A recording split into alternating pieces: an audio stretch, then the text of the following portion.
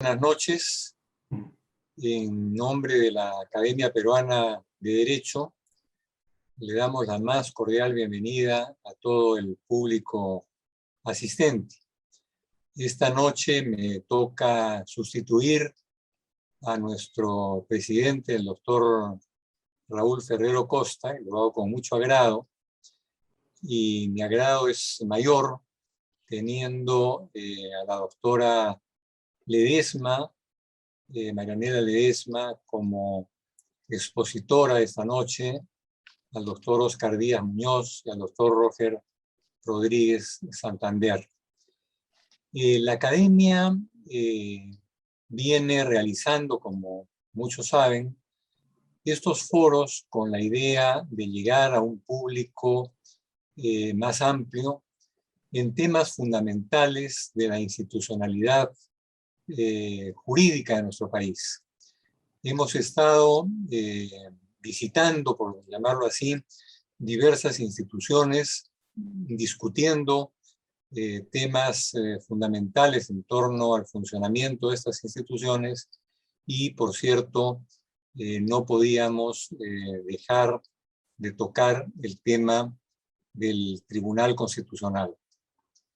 Tenemos pues a 3 expositores, a la presidenta del tribunal, nada menos con nosotros, y a 2 destacados juristas que están tremendamente vinculados al tribunal, lo cual va a ser muy ilustrativo para todo el público.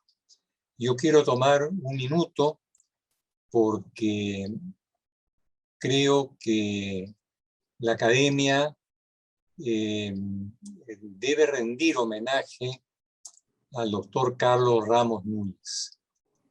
Carlos Ramos fue miembro de número de la Academia Peruana de Derecho.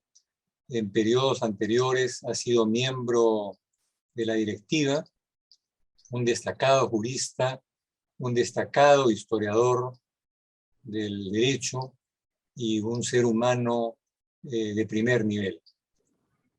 Quiero pues rendir homenaje y un recuerdo a quien fue magistrado del Tribunal Constitucional y quien fue también miembro de la Academia Peruana de Derecho.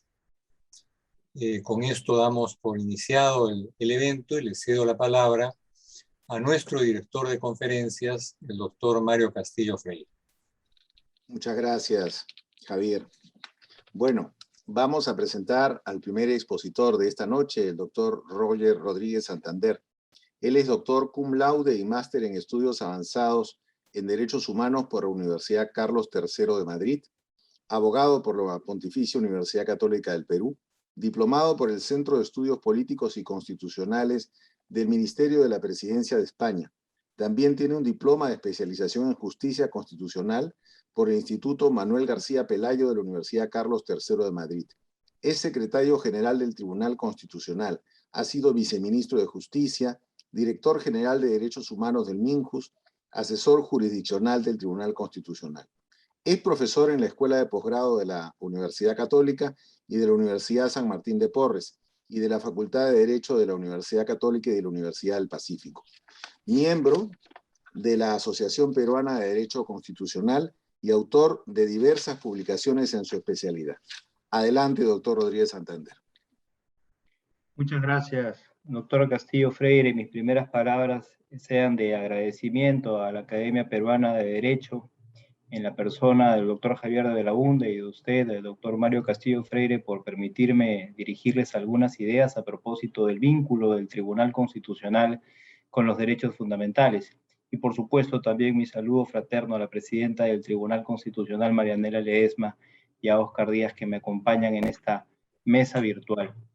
Voy a tratar de ceñirme estrictamente al tiempo de 15 minutos que tengo para brindar, como decía, algunas ideas sobre la materia referida. Hace algunos años había un debate entre Pedro Cruz Villalón, a la sazón en aquel momento magistrado del Tribunal Constitucional Español, y el profesor José Díaz Picasso, a propósito de si era más importante tener en manos del Tribunal Constitucional un proceso de inconstitucionalidad o el proceso de amparo, lo que nosotros denominaríamos los procesos constitucionales de tutela de derechos. Es un debate de la década de los 80 que se halla en la Revista Española de Derecho Constitucional.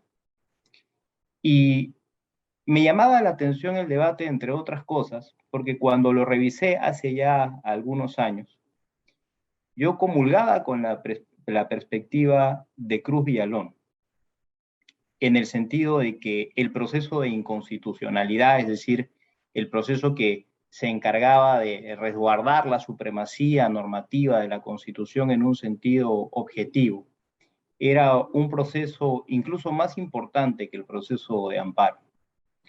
Con los años, el destino me permitió, me concedió la suerte de trabajar en el Tribunal Constitucional y en el quehacer cotidiano cambié de opinión. Y confieso que adquirí más la perspectiva de José María Díez Picasso, hijo, por cierto, de Luis Díez Picasso, quien en su momento también fue magistrado del Tribunal Constitucional Español, el gran civilista. Y lo entendí así porque, sin restar, por supuesto, importancia al proceso de inconstitucionalidad que ocupa un lugar privilegiado dentro de nuestro ordenamiento jurídico en general y dentro del orden constitucional en particular, entendía y entendí que el Tribunal Constitucional realmente pasaba a ser muy poco si no tenía una mirada muy puesta en la realidad, si no le daba preponderancia al razonamiento práctico por encima del razonamiento abstracto.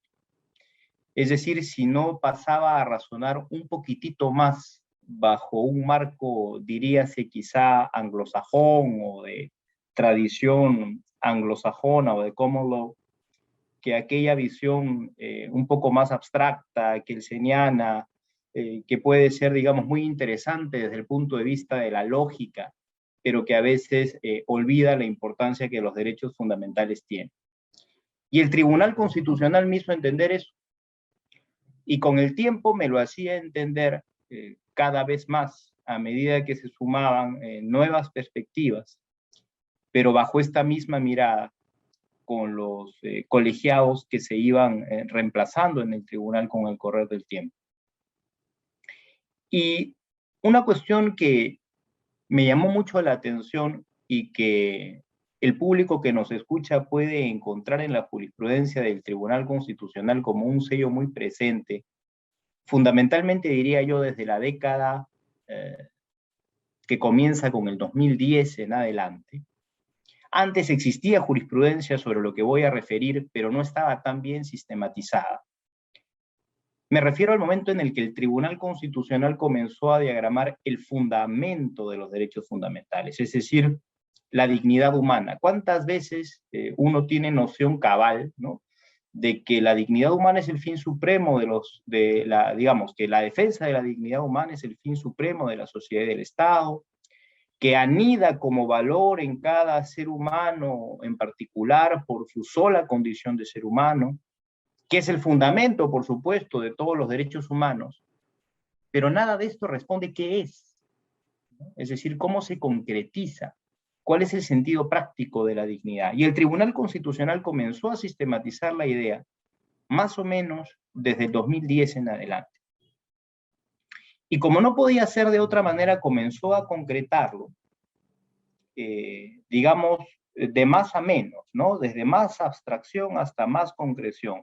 Cayó en cuenta de que la ideología del constitucionalismo, esta palabra que a veces se considera como una palabra negativa, ¿no? Ideología no es otra cosa más que un sistema de ideas y el constitucionalismo lo es. Se refleja en la ideología del justnaturalismo racionalista del siglo XVIII, que se convirtió en un justnaturalismo antropocéntrico, reemplazando, digamos, esa filosofía al justnaturalismo escolástico que era teocéntrico. Esto no supuso, por supuesto, un abandono de la dogmática de la fe, no supuso un abandono de la religión, pero sí supuso el entendimiento de que el derecho no debía girar en torno a un ser humano en función de lo que creía, sino en función de un ser humano y punto, es decir, con prescindencia del Dios en el que crea. De forma tal que se convertía realmente en un justnaturalismo universalista y se concluía con la idea de que la religión podía ser motivo de enfrentamiento, podía ser causa de guerra. Ese justnaturalismo es el que inspira al constitucionalismo. Y entonces el Tribunal Constitucional plasma la idea de una dignidad muy concreta, que no tiene fe, o si se quiere, tiene solamente fe en una razón, ¿no? En esta razón antropocéntrica que cree en el ser humano, con prescindencia de su raza, con prescindencia de su género, de su sexo, de su edad, de si es una persona con discapacidad o no, de si es un migrante o no, de su origen, de su idioma, de su orientación sexual, de su identidad de género, de tantos otros factores que antes dividían y que bajo la luz de este justamente siglo, bien llamado el siglo de las luces, pasa a ser un derecho universal que entiende que la igualdad no es un derecho que exija que los seres humanos seamos iguales, porque no somos iguales, sino que con nuestras diferencias tengamos una igual dignidad. O dicho de otra manera, desde cierta perspectiva, podamos tener un igual derecho a ser diferentes, si lo queremos.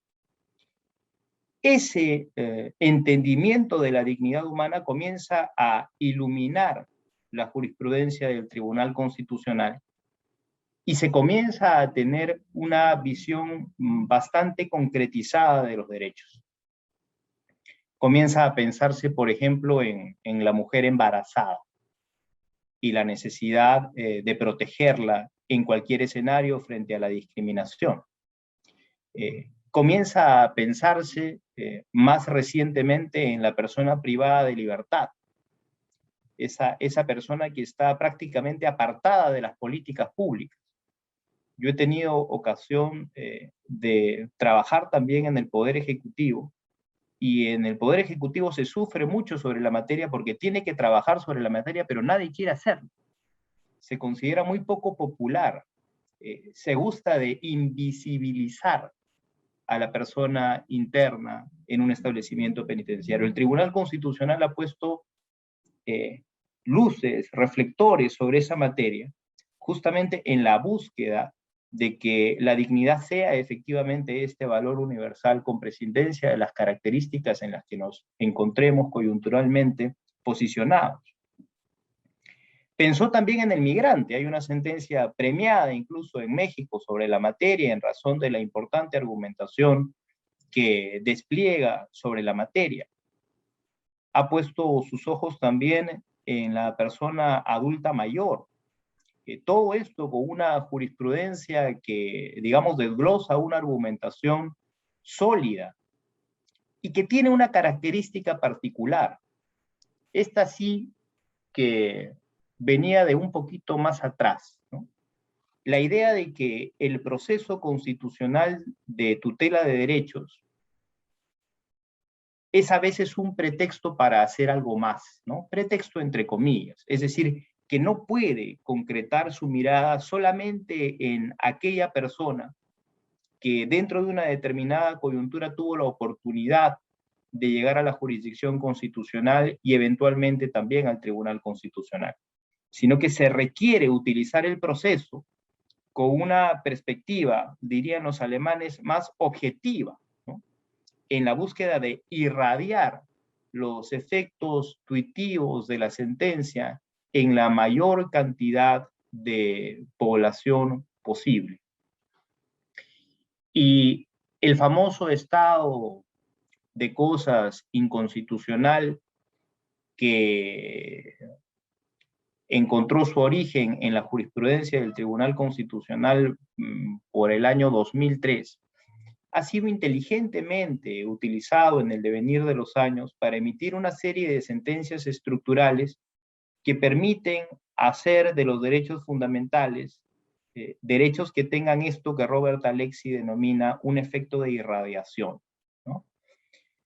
Robert Alexy con atino dice que los derechos fundamentales no solamente tienen un máximo rango, ¿no?, sino que tienen una máxima axiología y una máxima importancia de objeto, y que consecuentemente, por la importancia axiológica justamente que tienen, nunca un caso constitucional debe quedar solamente en la anécdota de la protección subjetiva de aquel que tuvo una problemática coyuntural, sino que hay que utilizar el proceso constitucional para buscar irradiar justamente ese efecto. Y la declaración de estado de cosas inconstitucional y las sentencias estructurales del Tribunal Constitucional han permitido, ¿no?, arribar a ese cometido. Esto, por supuesto, podría ser interesante solamente sin la existencia de un mecanismo de supervisión. El mecanismo de supervisión hace que no solamente sea interesante, sino que sea algo muy real, algo muy concreto, que le permita al Tribunal Constitucional, y esto lo ha hecho recién este pleno, ¿no?, para que se vea que se van construyendo, digamos, en el Tribunal Constitucional sobre los ladrillos que a su vez dejan los plenos anteriores, un sistema de supervisión de cumplimiento de sentencias que permite que justamente esta jurisprudencia constitucional y ya no quede solamente en la subjetividad de las partes, sino que muy seriamente y sobre la base de una supervisión periódica se le exija a los poderes concernidos, muchas veces además interseccionales, ¿no? A veces son miembros del Poder Ejecutivo, o de la mano del Congreso, o de algún otro órgano constitucional autónomo, que actúen consuno en la búsqueda justamente de ese objetivo mayor. Y aunque han habido algunas críticas dirigidas hacia la jurisdicción constitucional, asumiendo que esto podría suponer algún tipo de activismo, creo que tratando de ser lo más objetivo posible, pienso que esas críticas, con todo el respeto lo digo, no tienen asidero, porque una jurisdicción constitucional que no es activista en el buen sentido del término, es decir, no extralimitándose en su función, sino justamente sobre la base del principio de igualdad, tratando de poder llegar a la mayor población posible en la búsqueda de tutelar los derechos fundamentales, es una jurisdicción constitucional que no tiene razón de ser. De hecho, en función de los avances que hay sobre protección de derechos fundamentales en la jurisprudencia del Tribunal Constitucional, creo que lo ideal sería que algún día el Tribunal Constitucional ya no fuese necesario, ¿no?, que la persona pueda encontrar protección desde los primeros pisos en la jurisdicción ordinaria, ¿no?, que se deje de pensar bajo esa idea anacrónica y que suele ser lamentablemente muy propia de nuestra tradición jurídica, en algo así como que el Poder Judicial es para la ley y el Tribunal Constitucional para la Constitución. No, eso felizmente está cambiando y cada vez se dan muestras en el Poder Judicial de que se está entendiendo muy bien de la idea de que la Constitución vincula con toda su presteza en todo tipo de procesos sin necesidad de que ese proceso sea constitucional, sobre todo cuando hay derechos fundamentales de por medio. Pero tengo la impresión de que todavía, digamos, si el Tribunal Constitucional tiene todavía tarea por cumplir en esta materia, el Poder Judicial también. Y no quería, digamos, terminar esta intervención sin dejar de reconocer en estos últimos 2 minutos que me quedan de tiempo, que por supuesto hay cosas que todavía se pueden hacer mejor. Yo tengo la impresión de que más allá de los esfuerzos que han llegado a hacer un grupo de magistrados del Tribunal Constitucional, todavía el Tribunal Constitucional como institución tiene una particular deuda, y me refiero singularmente al colectivo LGTBI. Aunque se han dado pasos en ese sentido, ¿no?, por ejemplo, el derecho a la identidad de género y a que el sexo pueda reflejar la identidad autopercibida en el Documento Nacional de Identidad, han habido ocasiones en las que se ha podido hacer más y lamentablemente no se han alcanzado la cantidad de votos suficientes para poder hacerlo. Por supuesto que siempre hay que estar abierto a que las posiciones distintas puedan ser las correctas, pero tenemos ya jurisprudencia de la Corte Interamericana de Derechos Humanos sobre la materia, que nos vincula. Tenemos una opinión consultiva, la del año 2017, que es contundente sobre el particular, y los poderes públicos no podemos ser ciegos frente a ese deber jurídico que se tiene de respetar a todo ser humano en su autonomía, siempre que no afecte la misma autonomía en sus congéneres. Ese elemento basilar que, insisto, anida en el sentido de la dignidad humana que está proyectado ya en la jurisprudencia del Tribunal Constitucional, tiene que ser tomado en serio también por los jueces ordinarios y por la jurisdicción constitucional. Y estoy seguro que sobre esa base podemos tener todavía una mejor realidad sobre la materia en un futuro cercano. Yo por ahora me quedo allí con cargo probablemente a hacer alguna reflexión adicional en un momento posterior. Muchas gracias. Muchas gracias, doctor Rodríguez. Ahora le va a corresponder hacer uso de la palabra a Óscar Díaz Muñoz, quien es doctor y máster en Derecho por la Universidad de Zaragoza, abogado por la Pontificia Universidad Católica del Perú, asesor jurisdiccional y ex secretario relator del Tribunal Constitucional, miembro de la Asociación Peruana de Derecho Constitucional, del Consorcio Latinoamericano de Libertad Religiosa y del International Consortium for Law and Religion Studies. Adelante, doctor Díaz. Muchísimas gracias. En primer término, mi gratitud a la Academia Peruana de Derecho, en la persona de su vicepresidente, el doctor Javier de Belaunde, López de Romaña, y de su director de conferencias, el doctor Mario Castillo, por tan honrosa invitación, y que además me permite pues, el honor de compartir, iba a decir compartir esta mesa, pero en todo caso esta mesa virtual, con la señora presidenta del Tribunal Constitucional, la doctora Marianela Ledesma, y el doctor Roger Rodríguez, secretario general del Tribunal Constitucional. Voy a realizar una presentación, así que vamos a ver, compartir la pantalla. Espero, quería consultarles si es que se puede apreciar. Sí, se ve muy bien. Perfecto.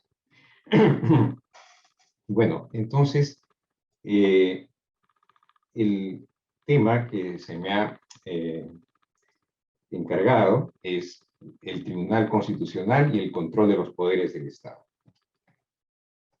Me parece que, en primer término, hay que hablar brevemente sobre la naturaleza del Tribunal Constitucional y aquello que va a ser objeto de control para los fines de esta conferencia. Tenemos necesariamente que partir haciendo una referencia a la jurisdicción constitucional, ¿no? También llamado derecho procesal constitucional o justicia constitucional, aunque algunos prefieren no usar este último término porque, bueno, pues puede tener unas connotaciones un tanto filosóficas. De todas formas, los términos más consolidados ahora mismo son jurisdicción constitucional o derecho procesal constitucional. Esta jurisdicción constitucional o derecho procesal constitucional se encarga del estudio de los procesos constitucionales y de los órganos encargados de su resolución. ¿Con qué finalidad? Pues con una doble finalidad: la protección de la supremacía de la Constitución y de los derechos constitucionales a través precisamente de estos procesos constitucionales. En el Perú, en nuestro sistema constitucional, tenemos que esta jurisdicción constitucional es ejercida tanto por el Poder Judicial como por el Tribunal Constitucional. En un sistema llamado mixto, o dual, le llama, por ejemplo, el profesor Domingo García de Belaunde, ¿no? Donde por un lado tenemos que la jurisdicción constitucional es ejercida por el Poder Judicial, primero a través del denominado control difuso de constitucionalidad, ¿no? El modelo norteamericano de control de constitucionalidad, el Judicial Review, ¿no? Conforme al cual pues, todo juez en cualquier proceso debe preferir la Constitución a la ley e inaplicar la ley cuando la norma legal vulnera la Constitución, ¿no? Lo tenemos consagrado en el artículo 138 de la Constitución, ¿no? Entonces, queda claro a partir de ahí que todo juez en cualquier proceso, no solo en los procesos constitucionales, es un guardián de la Constitución. Pero además están los procesos constitucionales, ¿no? A los que ya he hecho referencia. El proceso de amparo, el proceso de habeas corpus, el proceso de habeas data, el proceso de cumplimiento y el proceso de acción popular, ¿no? Todos ellos a cargo del Poder Judicial, ¿no? El amparo, el habeas corpus, el habeas data y el proceso de cumplimiento se inician en el Poder Judicial, ¿no? Para luego poder terminar eventualmente en el Tribunal Constitucional a través del recurso de agravio constitucional, mientras que el proceso de acción popular, que es un proceso de control orgánico de normas con rango inferior a la ley, es de exclusiva competencia del Poder Judicial. ¿Y qué ocurre con el Tribunal Constitucional, ¿no? Este otro órgano encargado de la jurisdicción constitucional, ¿no? Muy bien, como vengo de decir, conoce los habeas corpus, amparo, habeas data y proceso de cumplimiento agotada la vía judicial, ¿no? Específicamente si la decisión judicial es desfavorable al demandante, ¿no? Bueno, hay algún matiz ahí que no voy a entrar porque no es el caso.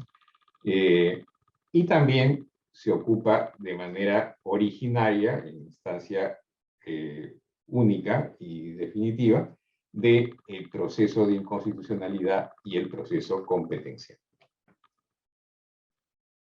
Entonces, vamos entrando ahora a el órgano de jurisdicción constitucional que nos interesa en esta intervención, el Tribunal Constitucional. El artículo 201 de la Constitución le denomina órgano de control de la Constitución. Es el órgano supremo de interpretación y control de la constitucionalidad, diría el artículo 1 de su ley orgánica. Entonces, ya tenemos aquí dos características, ¿no? Órgano de control de la Constitución y órgano supremo de interpretación de la Constitución. No es el único intérprete de la Constitución. Qué duda cabe que son muchos los intérpretes de la Constitución, ¿no? El Congreso, cuando da una ley, procura que esta ley sea conforme a la Constitución y, por tanto, hace una interpretación de la Constitución. Lo propio el Poder Ejecutivo al dictar un reglamento, ¿no? Lo propio hace el Poder Judicial cuando dicta una sentencia. Pero de los tantos intérpretes de la Constitución, hay uno que resulta siendo el final, el definitivo. El que tiene la última palabra, ¿no? Hay un tema de por medio de seguridad jurídica, ¿no? Alguien tiene que tener la última palabra en la interpretación de la Constitución, ¿no? Este es el Tribunal Constitucional, que viene a ser el supremo intérprete de la Constitución, ¿no? Que tiene la palabra definitiva en materia de interpretación de la Constitución, no porque tengan pues unos dotes especiales los magistrados del Tribunal Constitucional, ¿no? Sino porque es una exigencia del sistema constitucional, ¿no?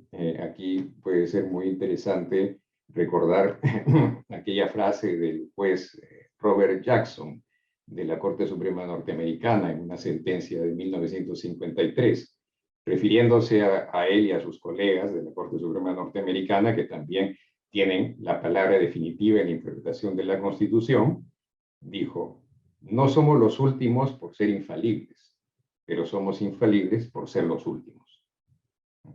Es decir, sí, el Tribunal Constitucional es la instancia definitiva, entonces no nos queda más que pensar que su decisión es infalible, ¿no? Ahora, que sus magistrados sean por sí mismos infalibles, bueno, eso no lo vayamos a afirmar, en tanto que son seres humanos que se pueden equivocar. Pero, como decía el juez Jackson, somos infalibles por ser los últimos, ¿no? Por tratarse del Tribunal Constitucional. Bueno. Y, por último, en esta, digamos, parte que intenta delimitar nuestra intervención, quería referirme a qué me voy a qué voy a entender aquí por poderes del Estado, ¿no? Cuando la conferencia pues, se titula El Tribunal Constitucional y Control de los Poderes del Estado. Bueno, por una razón pues, de tiempo, ¿no? Me estaré refiriendo a los tres poderes clásicos, ¿no? Al legislativo, al ejecutivo y al judicial, ¿no? Cómo es que ejercita un control sobre estos poderes clásicos el Tribunal Constitucional, ¿no? Digo, subrayo, voy a hacer esta acotación porque modernamente pues, se entiende que existen órganos en la Constitución que están al lado de estos poderes clásicos y que son también absolutamente importantes para el Estado de Derecho y por eso están en la Constitución, ¿no? Me estoy refiriendo a los organismos constitucionales autónomos, ¿no? Ahí está el Ministerio Público, la Superintendencia de Banca, el Banco Central de Reserva, el Jurado Nacional de Elecciones, la Contraloría General de la República, etcétera, ¿no? Por razón de tiempo, no me podré referir a eso, al control del Tribunal Constitucional sobre estos órganos constitucionales autónomos. Me referiré al control que ejercita sobre estos tres poderes clásicos, ¿no? Legislativo, ejecutivo y judicial. En control del poder legislativo por el Tribunal Constitucional. Bueno, primero habría que mencionar aquí el control de las normas con rango de ley, ¿no? Es decir, las leyes, tratados y reglamentos del Congreso, ¿no? En primer término, si estas normas con rango de ley afectan derechos constitucionales, pueden ser, digamos, la persona puede defenderse de estas leyes a través del proceso de amparo, ¿no?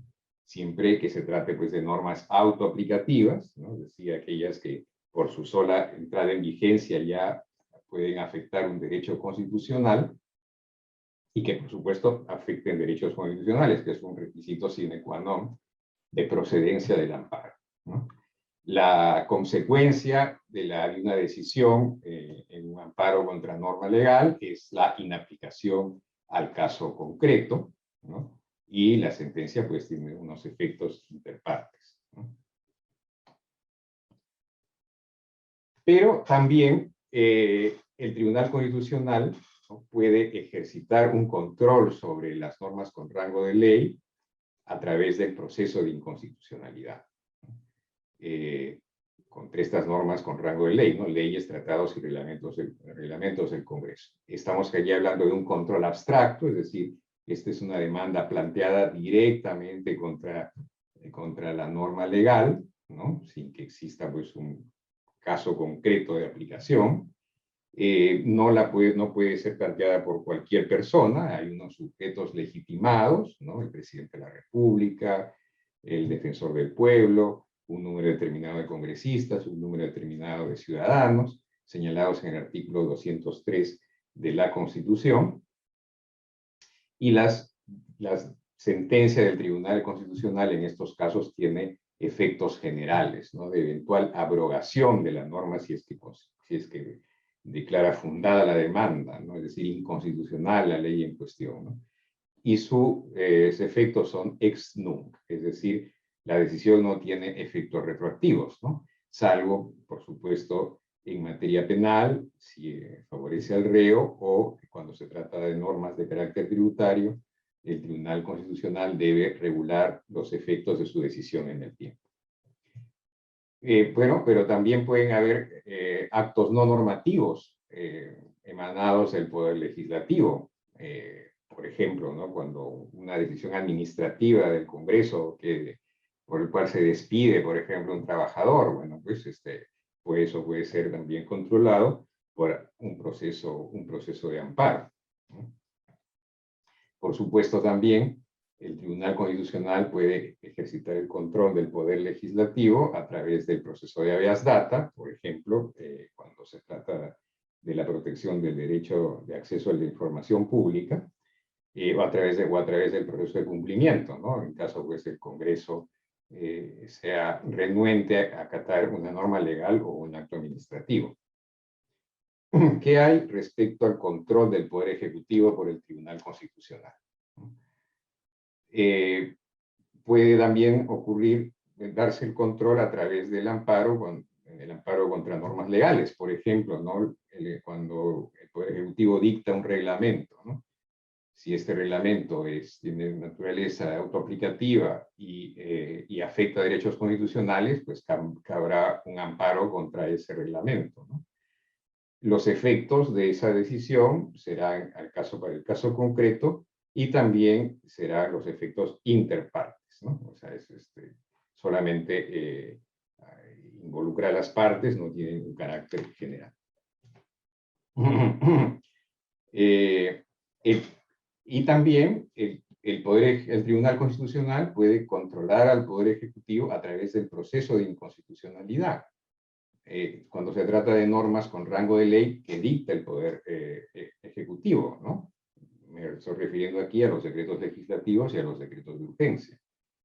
Como dije, tratándose del anterior caso del Poder Legislativo, se trata pues de un control abstracto, ¿no? En el proceso de inconstitucionalidad, planteado solo por determinados sujetos legitimados, y los efectos son generales de eventual abrogación del decreto legislativo, del decreto de urgencia declarado inconstitucional y con carácter ex nunc, no retroactivos, ¿no?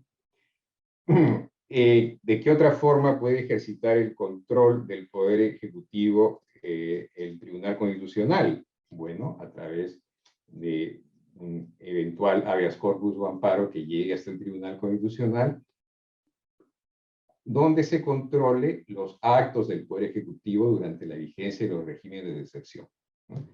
Los regímenes de excepción, como sabemos, están pues, consagrados en el artículo 137 de la Constitución, el estado de emergencia y el estado de sitio, ¿no? Y es posible el control de los actos del Poder Ejecutivo durante la vigencia de los regímenes de excepción, ¿no? A través del habeas corpus y del amparo. Esto está expresamente dicho en el penúltimo y último párrafo del artículo 200 de la Constitución, ¿no? Este control fue desarrollado en primer término jurisprudencialmente durante los años 80, ¿no? En una época en que, como recordarán, pues, vivíamos en permanente estado de emergencia por el problema del terrorismo. La doctrina constitucional también se escribió mucho sobre este control del Poder Ejecutivo durante la vigencia de los regímenes de excepción, y finalmente ha obtenido un reconocimiento constitucional en la Constitución vigente, ¿no? Donde se dice que en tales circunstancias, a través del habeas corpus o un amparo, según corresponda, según el derecho que se ve afectado, cabe controlar la razonabilidad y proporcionalidad del acto restrictivo adoptado, ¿no?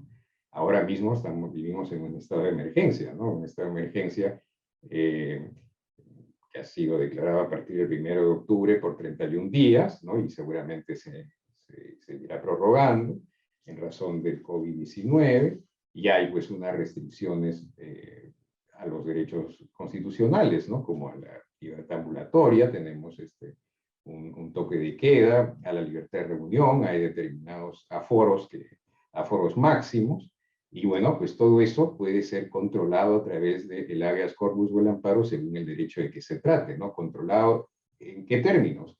Controlado en cuanto a la razonabilidad y proporcionalidad del acto restrictivo adoptado. Bueno, también el Tribunal Constitucional puede controlar los actos no normativos que afecten derechos constitucionales emanados del Poder Ejecutivo.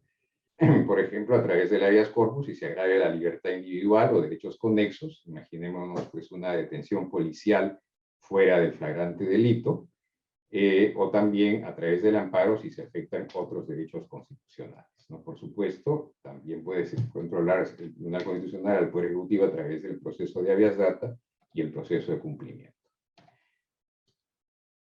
¿Qué ocurre con el control del Poder Judicial por parte del Tribunal Constitucional? Bueno, aquí tendremos que mencionar en primer término el control de las resoluciones judiciales, ¿no? Siempre que se trate de resoluciones judiciales firmes y no hayan sido consentidas por el agraviado, ¿no? ¿En qué casos? Pues cuando estas resoluciones judiciales agravian la tutela procesal efectiva, ¿no? Que comprende el acceso a la justicia y el debido proceso, ¿no? Es decir, todo esto viene sustentado en la Constitución, cuando se hace referencia en ella, en el artículo 200, inciso 2, al procedimiento regular. Entonces, ¿cuál es un procedimiento regular? Aquel que ha respetado la tutela procesal efectiva. Contrario sensu, si estamos ante una vulneración del derecho a la tutela procesal efectiva, entonces cabrá el amparo contra resolución judicial o el habeas corpus contra resolución judicial si concurre junto con la vulneración de la tutela procesal efectiva un agravio a la libertad individual, por ejemplo, una sentencia penal condenatoria. Para el control de actos distintos a las resoluciones judiciales que afectan derechos constitucionales, pues estará el proceso de amparo, ¿no? Por ejemplo, con una decisión administrativa del Poder Judicial, ¿no? Pues estará el proceso de amparo. También, por supuesto, el Poder Judicial puede ser controlado a través del proceso de habeas data y el proceso de cumplimiento. Por último, y voy a tener que hacerlo rápidamente, en razón del tiempo, quería mencionar algunos ejemplos de sentencias de control de estos poderes del Estado. En cuanto al control del Poder Legislativo, quería mencionar la sentencia 6-2020, proceso de inconstitucionalidad del 25 de agosto de 2020, en la que el Tribunal Constitucional declaró inconstitucional la ley 31018, una ley que suspendía el cobro de peajes en la red vial concesionada durante el estado de emergencia a causa del COVID-19. El Tribunal Constitucional en su sentencia dijo que esta ley vulneraba la libertad de contratar, reconocida en el artículo 62 de la Constitución, al suspender el contenido contractual pactado por las partes sobre el cobro de peajes. También esta ley interviene en contratos de concesión, que son contratos ley, en desacato del mandato contenido en el artículo 62 de la Constitución, según el cual estos no pueden ser modificados legislativamente. Por otro lado, se trataba esta ley 31018, se trataba de la primera ley aprobada en sesiones virtuales del Congreso, por lo que el Tribunal Constitucional aprovechó esta sentencia para dar criterios que garantizaran la deliberación y la votación en el Congreso de la República, pues en resguardo de la representación política. ¿Qué ejemplo puedo mencionar de sentencia de control del Poder Ejecutivo? Bueno, aquí quiero mencionar a la sentencia 4-2011, proceso de inconstitucionalidad del 20 de septiembre de 2011, donde el Tribunal Constitucional declaró inconstitucionales los decretos de urgencia 01-2011 y 02-2011 sobre facilitación de la inversión privada en 33 proyectos de inversión. El Tribunal Constitucional consideró que no se justifica la excepcionalidad, que es un presupuesto habilitante del decreto de urgencia, pues estos decretos de urgencia que se sustentaban para dar facilidades para la inversión privada en estos proyectos de inversión en la crisis económica mundial del 2008. Sin embargo, pues al 2011, que es el año en el que se dan estos decretos de urgencia, ya había pasado 3 años desde esa crisis económica y entonces el Poder Ejecutivo había tenido el tiempo suficiente como para realizar pues las previsiones necesarias, eventualmente mandando con carácter de urgencia al Congreso proyectos de ley que se requirieran, con lo cual no se justificaba pues la excepcionalidad y la urgencia para la emisión de estos decretos de urgencia. Por tanto, fueron declarados inconstitucionales. Y por último, quiero mencionar el control del Poder Judicial por parte del Tribunal Constitucional, y para esto he puesto aquí el caso, la sentencia 3179-2004, proceso de amparo, de 18 de febrero de 2005, caso conocido como Apolonia Colca, donde el Tribunal Constitucional se ocupa de la procedencia del amparo contra resoluciones judiciales, ¿no? Es muy interesante esta sentencia porque destaca que no solo el amparo procede en protección de la tutela procesal efectiva, ¿no? Sino también de otros derechos constitucionales, siempre que la resolución judicial incida en el contenido constitucionalmente protegido de estos, sin convertir al juez constitucional en una instancia más de la justicia ordinaria. No es una suprainstancia la justicia constitucional. Bueno, he querido presentarles en líneas generales el control del Tribunal Constitucional sobre los poderes del Estado. No me queda sino reiterar mi gratitud por permitirme dirigirme esta noche a tan distinguido foro y quedo a su disposición. Muchísimas gracias. Muchas gracias, doctor Díaz Muñoz. Ahora es el turno de la doctora Marianela Ledesma Narváez. Ella es abogada por la Universidad Nacional Mayor de San Marcos. Realizó una maestría en Derecho Civil y Comercial en la Universidad de San Martín de Porres. Tiene un doctorado en Derecho y Ciencias Políticas en la Universidad Nacional Mayor de San Marcos. También ha realizado estudios de maestría en Derecho Penal en la Universidad de San Martín de Porres, así como de Derecho Constitucional en la Pontificia Universidad Católica del Perú. Ha seguido estudios de especialización en Derecho Procesal en la Universidad de Salamanca y en tutela jurisdiccional en la Pontificia Universidad Católica del Perú. Ha sido juez de paz letrado y juez civil supernumerario de la Corte Superior de Justicia de Lima. Desde mayo de 2014 es magistrada del Tribunal Constitucional y desde el año 2020 su presidenta. La doctora Ledesma es, además, autora de numerosos libros y artículos de sus especialidades y ha ejercido y ejerce la docencia en muy prestigiosas universidades del país. Es miembro del Instituto Iberoamericano de Derecho Procesal Civil, del Instituto Ribagüero de la Pontificia Universidad Católica del Perú y miembro honorario del Colegio de Abogados de la Libertad. Adelante, señora presidenta. Buenas noches. Quiero empezar mi participación agradeciendo al doctor Mario Castillo Freire y en general a la Academia Peruana de Derecho por la invitación al presente evento. Saludo también al doctor Javier de Belaunde y a los profesores Oscar Díaz y Roger Rodríguez que nos acompañan en este acto. De igual modo, felicito a la Academia Peruana de Derecho por elegir el tema, el Tribunal Constitucional, como un tema central de este evento. No solo es importante conocer cómo funciona el Tribunal Constitucional, sino también estudiar, analizar, valorar y criticar, ¿no?, la jurisprudencia del tribunal. Pues de algún modo, como refería el profesor español García de Enterría hace más de 40 años, ¿no?, para el caso español, cuando él hacía referencia al Tribunal Español, decía, ¿no?, que el tema del Tribunal Constitucional es posiblemente el tema central en nuestra Constitución, y es aquel en que esta Constitución se juega literalmente sus posibilidades y el futuro. El tema sobre el que quisiera reflexionar con ustedes el día de hoy tiene que ver con los roles del Tribunal Constitucional peruano en el fortalecimiento del Estado constitucional. Y voy a trabajar básicamente tres ideas principales.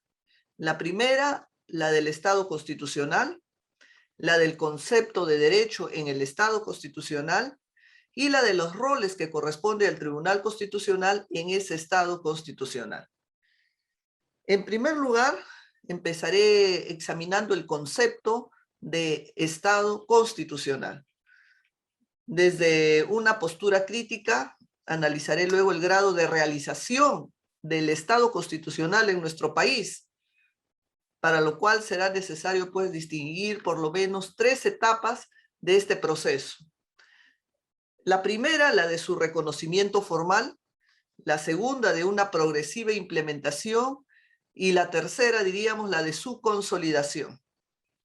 Adelanto que si analizamos la jurisprudencia del Tribunal Constitucional expedida a lo largo de su vida, 25 años de vida institucional, podemos sostener, o puedo sostener actualmente, que en el Perú nos encontramos en la segunda etapa. Dicho en otras palabras, en la etapa de implementación de ese Estado constitucionalidad.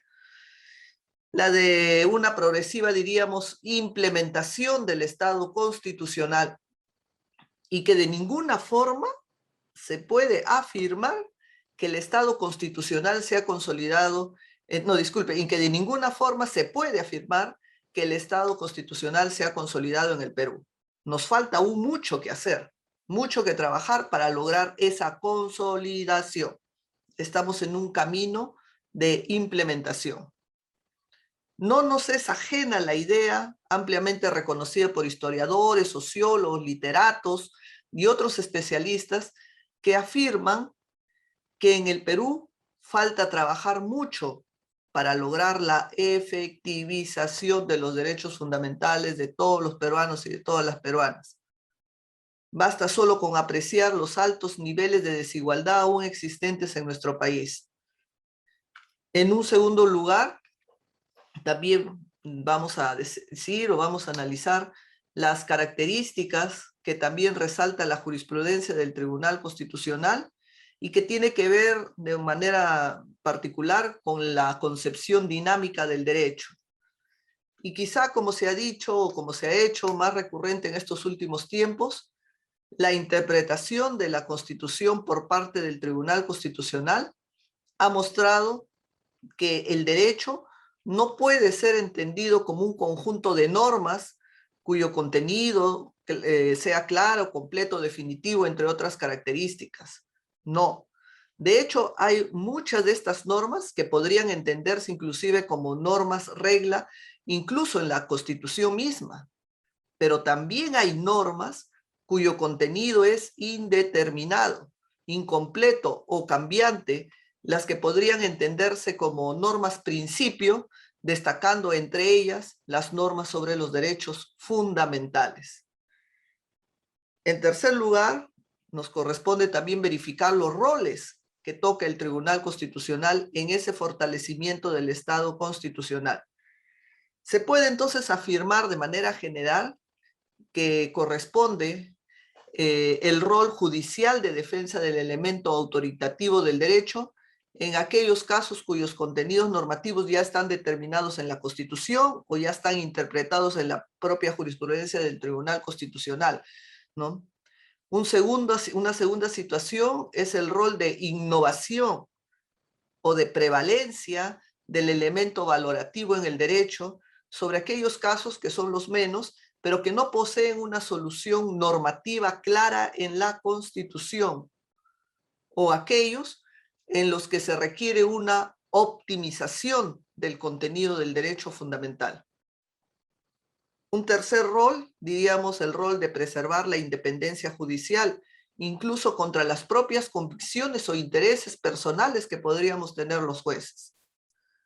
Un cuarto rol, un rol de justificación correcta de las decisiones que se tomen, en la medida que una sentencia sin una motivación adecuada constituye una mera expresión de una arbitrariedad. Y por último, podríamos invocar el rol pedagógico en cuanto al desarrollo de la actividad de la interpretación de la Constitución, dado que el tribunal no solo se trata de un órgano de última instancia a la que en los procesos de control concreto, a la que hacía referencia Oscar Díaz, ¿no? Con la frase célebre del juez norteamericano, somos infalibles por ser los últimos, sino que además no solo somos los últimos en el proceso concreto, sino que además somos el máximo intérprete de la Constitución. Estas son, pues, en resumen, algunas ideas que hoy voy a compartir con ustedes. Empezaré tocando la primera reflexión. ¿Qué entendemos por un Estado constitucional, no? Y sobre todo, ¿cuál es el grado de realización, de concretización del Estado constitucional en nuestro país? Si leemos nuevamente las citas de García Enterría, él habla fundamentalmente lo siguiente, ¿no? Él nos dice, fundamentalmente nuevo del Estado constitucional frente a todo el mundo del autoritarismo es la fuerza vinculante bilateral de la norma, fuerza vinculante bilateral de la norma, vinculación entre las autoridades y los ciudadanos, vinculación entre autoridades y ciudadanos, en contraposición de toda forma de Estado de privilegios de viejo y nuevo cuño. Dicho en otras palabras, para este autor, la Constitución jurídica transforma el poder desnudo en un poder jurídico legítimo. El gran lema de la lucha por el Estado constitucional ha sido la exigencia que el arbitrario gobierno de los hombres debe disolverse en un jurídico gobierno de las normas. En general, podríamos decir que conceptualizar un Estado constitucional es una forma de organizar el poder, que tiene la Constitución como una norma vinculante y que se sustenta en principios esenciales: la libertad, la igualdad, la dignidad, la seguridad, el respeto a la propiedad privada, la soberanía popular, la separación de las funciones del Estado, la garantía jurisdiccional de la tutela de los derechos fundamentales. Si desde el punto de vista teórico esas son las características que identifican el Estado constitucional, habría que apreciarlas desde el punto de vista práctico o de la realidad. Y por lo tanto, si asumimos un enfoque multidimensional, tanto historiadores, sociólogos, literatos, juristas, inclusive jueces y legisladores, ¿no?, nos hacen ver diariamente que hace falta mucho por cumplir los mandatos de la Constitución, sobre todo en cuanto a la efectividad de los derechos fundamentales. El derecho constitucional comparado nos muestra otro grado de desarrollo del Estado constitucional, del cual es bastante ajeno nuestro país. Si citamos a Alemania, ¿no?, hay un autor, Dieter Grimm, refiere que se puede decir que no existe constitución alguna que se haya situado en tan alta estima ni que haya imprimido a través de la jurisprudencia constitucional una huella persistente en la realidad política como es una ley fundamental. Por ello es necesario reconocer hasta 3 etapas en el proceso de realización del Estado constitucional en nuestro país. Una primera etapa, que podríamos decir la etapa del reconocimiento formal. Este evidentemente se cumple, pues si revisamos nuestra norma constitucional podemos apreciar expresamente que aparecen las características que identifican un Estado constitucional. Una segunda etapa podríamos ubicar en una etapa de implementación progresiva. Y acá nos encontramos, a mi modo de entender, pues esta etapa es graduable y ha tenido niveles de desarrollo y siguen niveles de desarrollo según los diferentes derechos fundamentales que pudiéramos mostrar, ¿no? Y una tercera etapa, podríamos decir, que es nuestra aspiración, que es la consolidación del Estado constitucional. Ello requeriría, para hablar de una consolidación de un Estado constitucional, requeriría que todos los mandatos de la Constitución, en especial la posibilidad real que todos los peruanos y peruanas del país puedan ejercer todos sus derechos fundamentales. Y ello, claramente, eso no es una realidad en nuestro país. Hay un autor, José Aguiló, al referirse a una de las características del Estado constitucional, señaló lo siguiente: para hablar del Estado constitucional, tiene que haberse consolidado una práctica jurídica y política que permita afirmar que, de hecho, en torno a la Constitución formal, se ha producido la estabilización de las conductas jurídicas y políticas de la comunidad de referencia, de forma que ella pueda ser considerada como una norma fundamental y, en consecuencia, desempeña su papel en los problemas de identificación, de unidad, de continuidad en el sistema jurídico político. La concepción, un segundo tema es la concepción del Estado constitucional, ¿no? Y acá podríamos plantearnos interrogantes como por decir, ¿cuál es la concepción o concepciones del derecho que tiene el Tribunal Constitucional peruano? ¿O cuál debe ser la concepción del derecho predominantemente en un Estado constitucional? Todos los operadores, conscientes o inconscientes, trabajamos con una. Y estas son preguntas complejas, pero es importante plantearlas en un ámbito de estudio académico y sobre todo tratándose de la Academia Peruana de Derecho. Analizando diferentes concepciones de derecho, Atienza refiere lo siguiente. Atienza dice, si uno se plantease cuáles son los rasgos más característicos de la cultura jurídica española y en general del mundo latino, probablemente llegaría a conclusiones como la siguiente. Subsiste en ella un fondo formalista que, sin embargo, tiende progresivamente a debilitarse. El modelo del positivismo jurídico kelsiano, sigue diciendo Atienza, suscita un rechazo bastante generalizado, mientras que una concepción como la de Hart o la de Carrió resulta más atractiva. Los elementos comunitaristas, hermenéuticos de una concepción como la de Dworkin o la de Nino no son fácilmente asimilables, debido seguramente al formalismo de base. Algo de realismo es visto como saludable, pero siempre y cuando no derive en una indeterminación radical del derecho, y el justnaturalismo no parece jugar prácticamente ningún papel, como no sea el de contribuir a identificar, aunque no de manera explícita, la Constitución con una especie de derecho natural, un conjunto de principios indiscutibles, lo cual lleva a que el jurista piense que no necesita de ninguna filosofía moral y política situada más allá del derecho positivo. Cita de Atienza. Como se puede apreciar, existe hoy en el ámbito académico un acercamiento entre el derecho constitucional y la teoría del derecho, en cuanto a tópicos como las concepciones del derecho en el Estado constitucional, así como también entre las diferentes disciplinas del derecho civil, del derecho procesal, penal, laboral, previsional, penal, ¿no? Que se constituye al final, el derecho constitucional se constituye en una disciplina transversal a aquellas otras disciplinas. Y todo ello no hace sino reflejar que el derecho de hoy en el Estado constitucional no puede ser entendido como un conjunto normativo definido o terminado, no, sino deben entenderse como un conjunto normativo que está en permanente cambio, y que puede verse como una práctica social que incorpora una pretensión de corrección o una justificación. Es claro que el Estado constitucional, además del elemento autoritativo del derecho, se reconoce junto a este también un elemento valorativo que incluso tiene prioridad.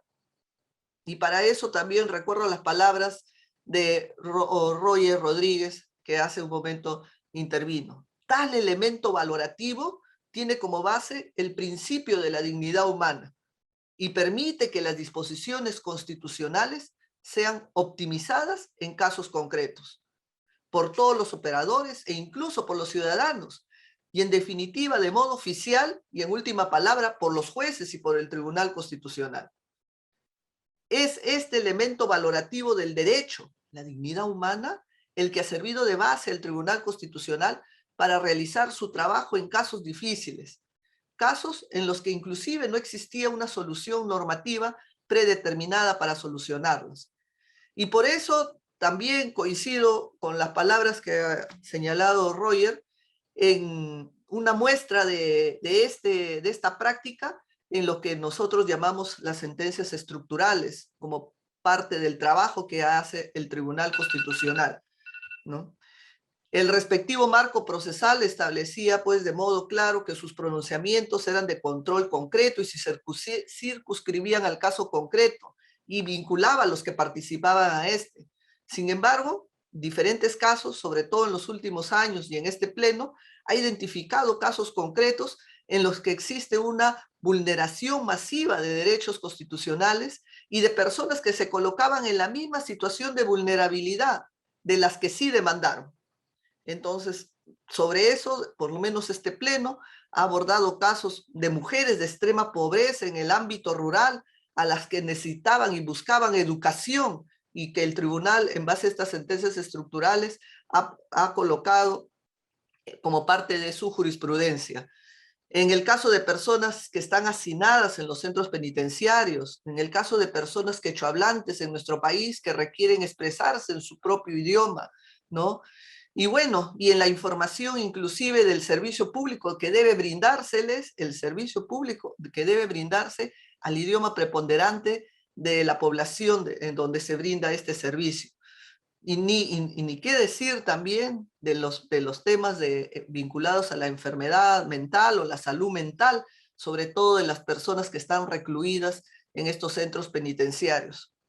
En todos estos casos, el tribunal ha declarado un estado de cosas inconstitucional y ha ordenado, bueno, que la administración restablezca la capacidad operativa para que ésta se corrija en una vulneración de la vulneración masiva de estos derechos constitucionales. Y todo ello lo ha hecho para tratar de efectivizar o concretizar artículos base que están en la Constitución, el artículo 1 de la protección de la dignidad humana, el artículo 44 que es deber del Estado privilegiar y proteger la vigencia de los derechos humanos, e inclusive la propia Constitución habla que el Tribunal Constitucional no solo es el órgano de control de la Constitución, sino que también debe buscar por la efectivización de los derechos. De todas estas disposiciones constitucionales, al final el tribunal ha interpretado que para lograr una protección efectiva de los derechos fundamentales de quienes no demandaron, pero que se encuentran en la misma situación de quien sí demandó, extiende su protección jurisdiccional a fin que exigir de la administración que repare pues esta situación masiva de derechos fundamentales. Un tercer rol del Tribunal Constitucional en el fortalecimiento del Estado constitucional. Como les comenté al inicio de esta intervención, puedo focalizar en 5 roles del Tribunal Constitucional que podría asumir. Un primer rol es el rol judicial de la defensa del elemento autoritativo del derecho. Al Tribunal Constitucional le corresponde aplicar y defender los contenidos normativos de la Constitución y sobre todo de la jurisprudencia que haya sido determinada. En la gran mayoría de los casos le va a tocar este rol y precisamente este rol busca proteger la fuerza normativa de la Constitución, la seguridad jurídica, los bienes jurídicos que son indispensables tutelar en un Estado de Derecho. Un segundo rol es el rol judicial de la innovación o de la prevalencia del elemento valorativo del derecho. Y para ello el Tribunal Constitucional le corresponde excepcionalmente en casos difíciles encontrar soluciones normativas ante estos vacíos o indeterminaciones de las disposiciones constitucionales. Para ello hay que rescatar el mínimo del contenido normativo que tiene cada disposición constitucional y complementarla con la interpretación de valores aplicables al caso concreto, ofreciendo razones y justificaciones para tal ello. Es necesario entonces resaltar que esta actividad creativa no contiene una discrecionalidad judicial ilimitada de ninguna manera. El tribunal en su actividad interpretativa y creativa siempre está limitado a complementar contenidos normativos ya previstos por el poder constituyente. Un tercer rol podríamos mostrar en el rol de preservación de la independencia judicial, que es vital para el Estado constitucional y por lo tanto al Tribunal Constitucional le es exigible no solo mantener su independencia frente a todo tipo de poderes, sino incluso contra los propios intereses o convicciones personales de sus integrantes. El cuarto rol, podríamos decir, el rol de justificación correcta de sus decisiones, ¿no? Y por ello al tribunal le es exigible mostrar la más amplia carga de argumentación, entre más difícil sea el caso que debe resolver. Este rol posibilita pues que sea la principal forma de control público de las decisiones del Tribunal Constitucional. El elemento de corrección tiene que ver de modo enunciativo con la veracidad de las afirmaciones, con la actividad probatoria que justifiquen los hechos y la pertinencia o no, o la pertinencia o relevancia de los argumentos jurídicos en conectividad con el caso concreto. Y el quinto rol que podríamos mostrar, ¿no?, es el rol pedagógico en cuanto al desarrollo de la actividad de la interpretación de la Constitución. Y para ello, el tribunal le corresponde desarrollar las más amplias y adecuadas estrategias pedagógicas para mostrar a los operadores jurídicos y a la ciudadanía cómo se interpreta la Constitución, cómo se protegen los derechos o cómo se ejerce ese control del poder. Termino diciendo lo siguiente a manera de conclusión. Miren, tanto en el ámbito académico, en los poderes públicos y privados, como la ciudadanía, deben volcar su mirada crítica y constructiva a las sentencias del Tribunal Constitucional, de modo que puedan controlar los argumentos de quienes lo integran y verificar que ellos se ajustan a los mandatos constitucionales. Pero también se debe tener esa mirada crítica y también constructiva en los procesos de selección de los magistrados del Tribunal Constitucional, de modo que sean sus méritos, su especialidad o las posibilidades de ser independiente y de haber llevado una vida vinculada a la defensa de valores democráticos, el sentido de justicia en lo que van a predominar en sus decisiones. Controlar, proteger y fortalecer al Tribunal Constitucional es una forma, pues, de darle vida a la eficacia de nuestra Constitución. Y en definitiva, es una forma de realizar y concretizar los derechos fundamentales. Muchas gracias. Muchas gracias, señora presidenta. Vamos a iniciar una segunda ronda en donde cada uno de los expositores tendrá 5 minutos para hacer algunas reflexiones de cierre. Entonces, en primer lugar, cedemos el uso de la palabra al doctor Roger Rodríguez Santander. Adelante. Muchas gracias. Tengo la impresión de que con lo que se ha señalado, huelga ya insistir en la importancia que tiene el Tribunal Constitucional dentro del sistema jurídico. La academia, el desarrollo del derecho constitucional a nivel comparado e internamente, ha tenido usualmente un despegue de la mano de la jurisprudencia de los tribunales constitucionales. Usualmente de importancia muy significativa, sobre todo cuando se ha salido de algún régimen autoritario, de algún régimen de facto. El gran desarrollo, por ejemplo, del derecho constitucional alemán es fundamentalmente de la década del 50 en adelante, cuando comenzó el vertiginoso trabajo y tan proactivo trabajo del Tribunal Constitucional Federal Alemán, a través de su interpretación de la Ley Fundamental de Bonn del 49, tratando de lavarse la cara frente al mundo por las 2 guerras mundiales ya vividas. Lo propio ocurrió en Italia a partir de la década de los 60, con su Corte Constitucional Italiana. El desarrollo más importante del derecho constitucional italiano es posterior. El desarrollo más importante del derecho constitucional español se comienza a dar a partir de la década de los 80, con la instalación y el trabajo jurisprudencial del Tribunal Constitucional constituido por la Constitución Española del 78. Y si ahora existen tantas maestrías en derecho constitucional, si hay tantos cursos de derecho constitucional en maestrías de otra especialidad, es como consecuencia del trabajo que comenzó a realizar el Tribunal Constitucional a partir de la década del 2000, cuando se reincorporan Delia Reboredo, Aguirre Roca, Rey Terry, y se suman a ellos Magdiel González, Alba Orlandini, Bardelli Lartirigoyen, y se suma luego también el profesor César Landa y el profesor Víctor García Toma, por cierto, de quien no quiero olvidarme. Hay una senda del Tribunal Constitucional que marca una especie de despertar frente a la dictadura de los 90. Entonces, el Tribunal Constitucional tiene que ser respetado como institución. Y consecuentemente, tan importante es su posición dentro del sistema jurídico como consecuentemente quién es magistrado del Tribunal Constitucional. Yo quería separar estos últimos minutos que tengo, ahora solamente me quedan 2 minutos y medio, para pedirle a la ciudadanía que sea muy vigilante frente al Congreso en este procedimiento de selección de magistrados del Tribunal Constitucional. Es demasiado importante lo que está en juego como para que esto quede a merced de apetitos coyunturales. El Congreso de la República tiene que entender que más allá del procedimiento que vaya a seguir, es muy importante que este goce de la suficiente transparencia e institucionalidad para que quienes merecen estar en el Tribunal Constitucional participen de ese procedimiento.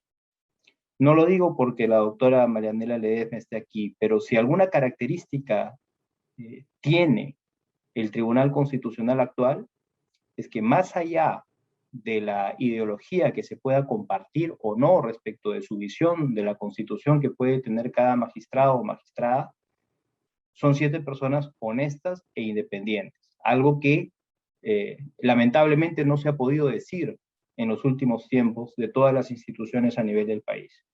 Esa es la principal característica que debe tener un magistrado del Tribunal Constitucional. Pero no debemos olvidar también que a ella debe sumarse una credencial democrática probada y una expertise en el manejo del derecho. No debe llegar cualquier persona al Tribunal Constitucional. El Congreso de la República, confío en que lo entienda, y sobre todo la ciudadanía tenga una posición vigilante sobre esta materia. Quería hacer esa reflexión final de mi parte y culminar señalando mi agradecimiento muy sentido a la Academia Peruana del Derecho, representada por el doctor Javier de Belaúnde y por usted, el profesor Mario Castillo, por haberme permitido dirigir estas palabras a lo largo de esta jornada. Muchas gracias. Muchas gracias, doctor Roger Rodríguez. Ahora le corresponde el turno al doctor Óscar Díaz Muñoz. Adelante. Muchas gracias. Quería comentar muy brevemente tanto la intervención de la doctora Marianela Ledesma como la del doctor Roger Rodríguez. Empezaría por la doctora Ledesma, que citó al profesor Eduardo García de Enterría, ¿no? Y recordar al respecto que, como sabemos, en 1978 España cedió su vigente constitución, ¿no? Y poco tiempo después García de Enterría publica este libro suyo, un verdadero clásico, ¿no? La Constitución como norma y el Tribunal Constitucional, ¿no? El título, pues, es muy estimulante, ¿no? La Constitución como norma, ¿no? Es decir, si solo nos quedamos, si nos detenemos un momento en el título de esta obra, diremos, bueno, pues es que, ¿qué pasaba antes entonces de la Constitución? Bueno, evidentemente había una Constitución, bueno, mejor dicho, no había, ¿no? La última Constitución que tuvo España antes fue la Constitución de la Segunda República, ¿no? Que, bueno, pues que pues, con las leyes fundamentales de Franco, pues estaba pues, en suspenso, por supuesto, ¿no? Pero, en todo caso, ¿qué ocurría antes con el derecho constitucional, ¿no? Para que García de Enterría haya tenido que puntualizar la Constitución como norma, es decir, la Constitución es una norma, ¿no? Quizás antes no se le entendía así, ¿no? Y por eso él carga las tintas en eso y así titula esta obra clásica, La Constitución como norma y el Tribunal Constitucional, ¿no? Y en efecto, la Constitución no era entendida en estricto como una norma jurídica, ¿no?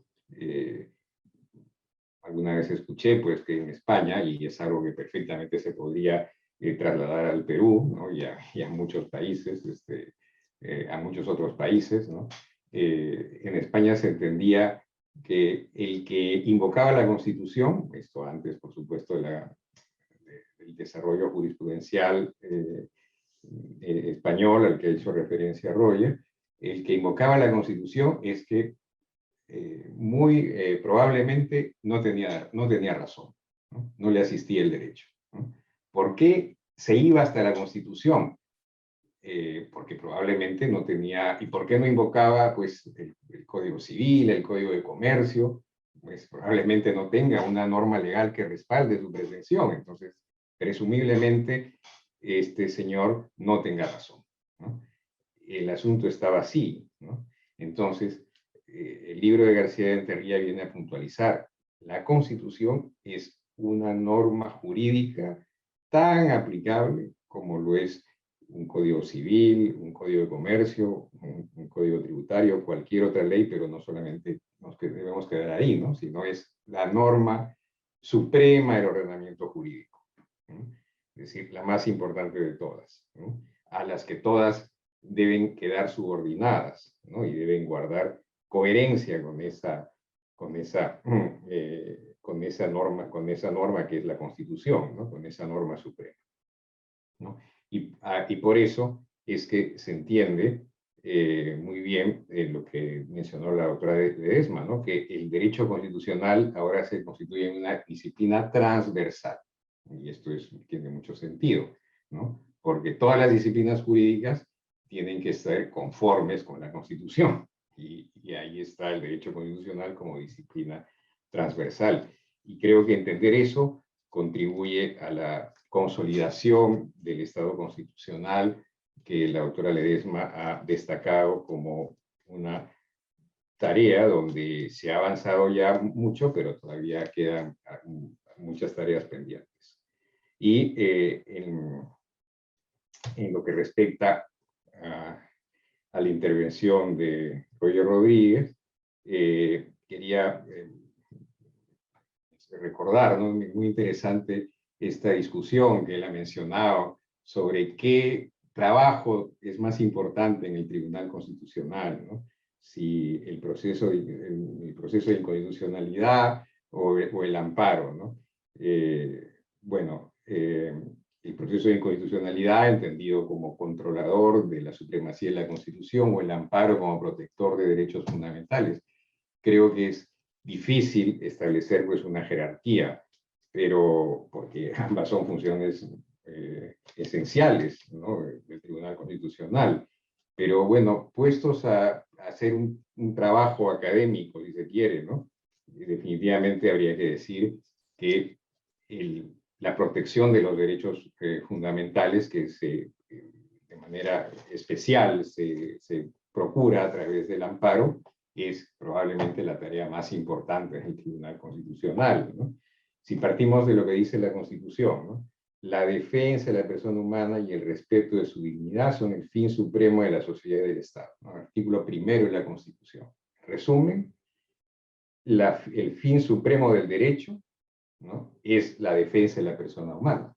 Y el mecanismo de defensa de la persona humana por excelencia son los procesos como el amparo o el habeas corpus, ¿no? Entonces, indudablemente, ahí podemos decir que está la esencia de un tribunal constitucional, ¿no? En tanto que la defensa de la persona humana es el fin supremo de la sociedad y del Estado, y la persona humana es defendida a través de procesos constitucionales como el amparo o el habeas corpus. Muchísimas gracias. Muchas gracias, doctor Oscar Díaz. Y vamos a ceder ahora el uso de la palabra a la señora presidenta del Tribunal Constitucional, doctora Marianela Ledesma. Adelante.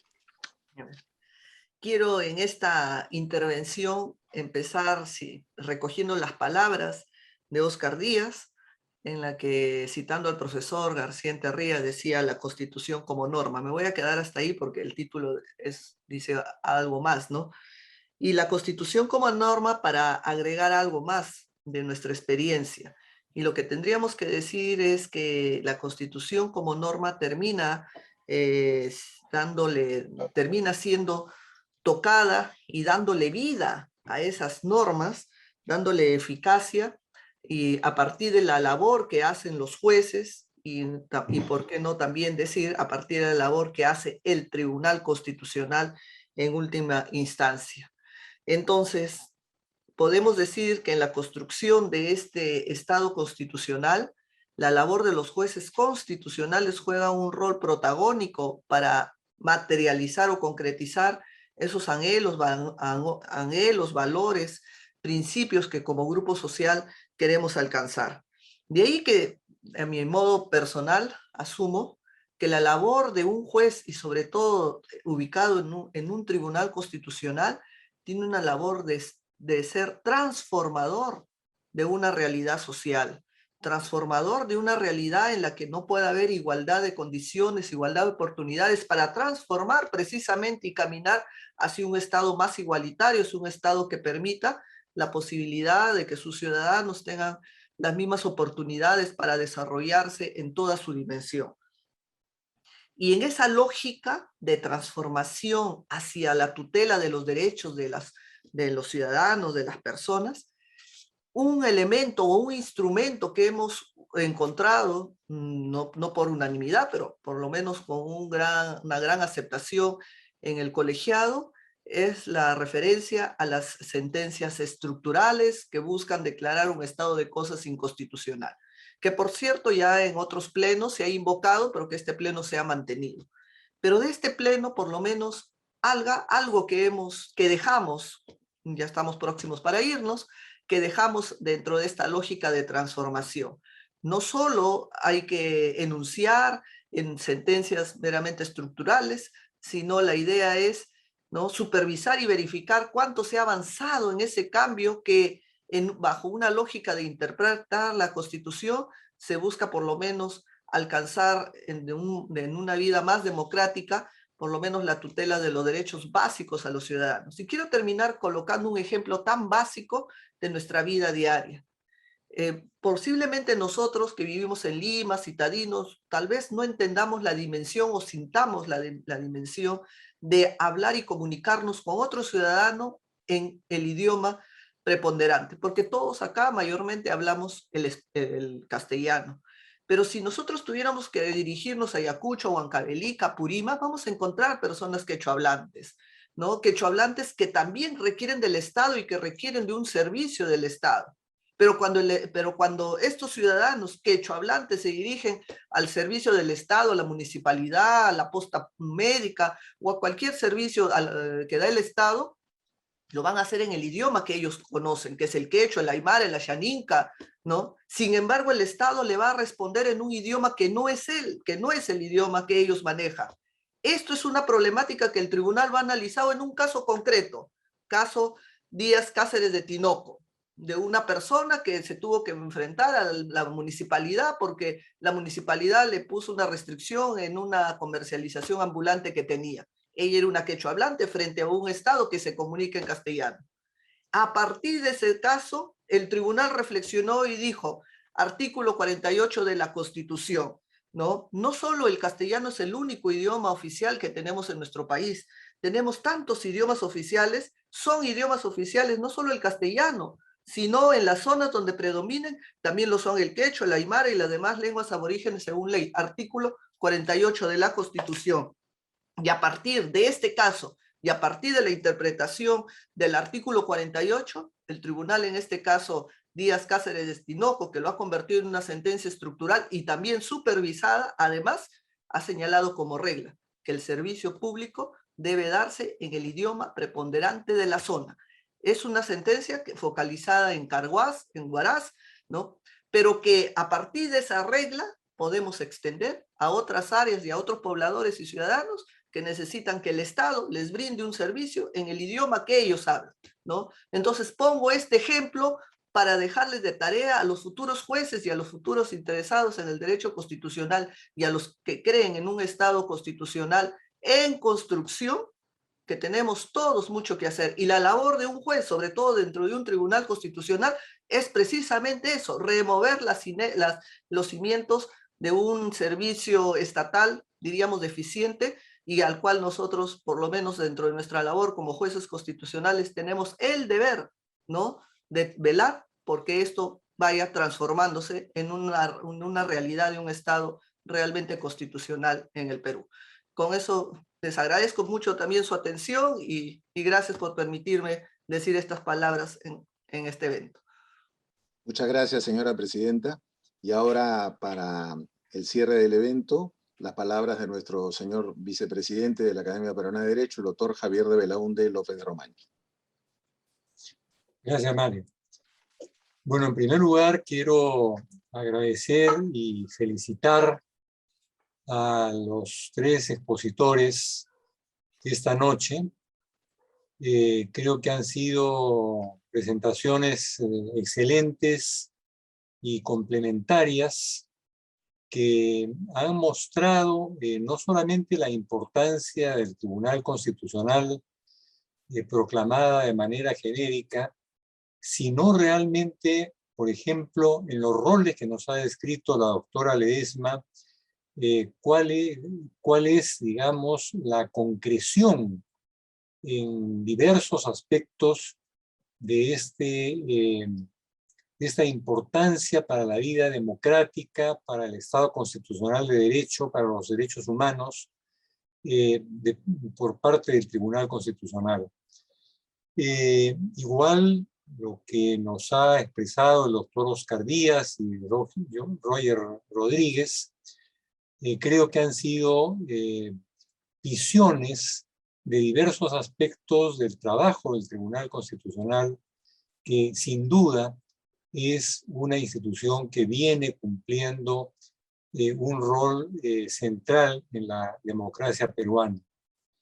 Y simplemente con mi agradecimiento y felicitación a los 3 expositores y decirle a la doctora Ledesma que nos ha honrado con su presencia como presidenta del tribunal.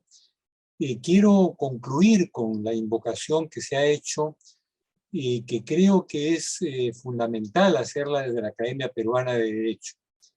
Es decir, la necesidad del fortalecimiento del Tribunal Constitucional, que la vemos básicamente a través de su jurisprudencia, pero ese fortalecimiento hoy depende en gran medida de la selección de magistrados que se va a hacer para sustituir a quienes tienen el mandato vencido.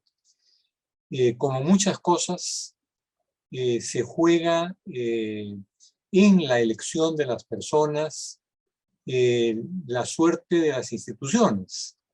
Entonces, creo que desde la Academia Peruana de Derecho tenemos que invocar al Congreso que, superando las deficiencias que pueda tener el reglamento, realmente sean los congresistas consecuentes con la responsabilidad histórica que tienen de darle al Tribunal Constitucional una composición sólida, independiente.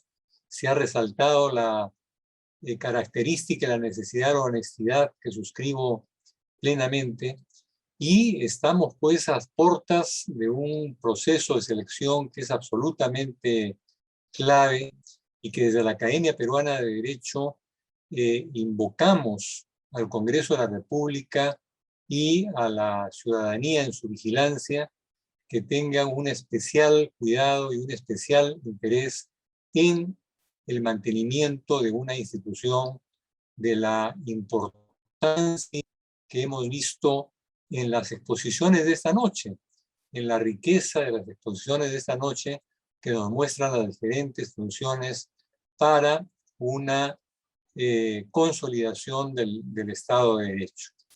Muchas gracias, doctora Ledesma, muchas gracias, doctor Díaz, muchas gracias, doctor Rodríguez, felicitaciones, y realmente en nombre de la directiva de la Academia Peruana de Derecho, nuestra gratitud.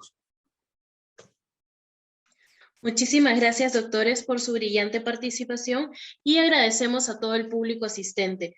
Aprovechamos la oportunidad para invitarlos a seguirnos en nuestro Facebook oficial como Academia Peruana de Derecho _ página oficial. Gracias y muy buenas noches para todos.